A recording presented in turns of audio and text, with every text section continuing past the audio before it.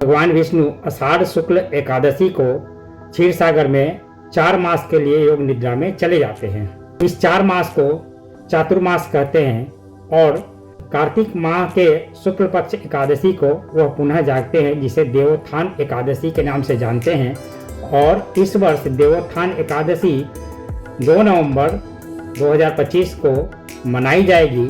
वैसे तो एकादशी तिथि की शुरुआत 1 नवंबर को सुबह 10:06 से ही हो जाएगी और 2 नवंबर को 10:03 तक रहेगी, लेकिन सूर्योदय 2 नवंबर को एकादशी तिथि में होगी, इसलिए देवोत्थान एकादशी इस बार 2 नवंबर को ही मनाई जाएगी।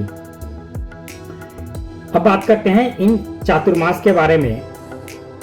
भारत के अधिकांश क्षेत्रों में इन 4 माह में वर्षा ऋतु रहती है और पहले लोगों के पास साधन कम होने की वजह से इन 4 महीनों में सभी तरह के सामाजिक कार्य निषेध थे और ये 4 महीने हमारे आत्मा के शुद्धि का काल होता था, जिसमें हम ध्यान, भक्ति, उपवास और भगवान की उपासना से अपने आत्मा को पुनः जागृत करते थे।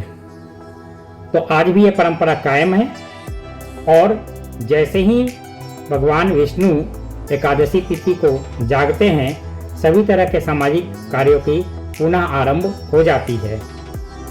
इस दिन तुलसी विवाह का भी प्रचलन है और तुलसी विवाह आत्मा के परमात्मा से मिलन का एक प्रतीक है।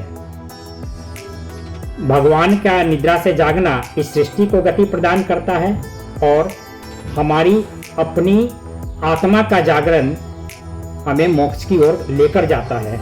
तो आइए इस पावन दिवस पर हम अपने भीतर की नींद से जागे और अपने जीवन को भक्ति, ध्यान और कर्म से प्रकाशित करें। आप सभी पर भगवान विष्णु की कृपा सदैव बनी रहे। आपने वीडियो को पसंद किया है तो इसे लाइक और शेयर करें और यदि आपने अभी तक चैनल को सब्सक्राइब नहीं किया है तो सब्सक्राइब करें। धन्यवाद।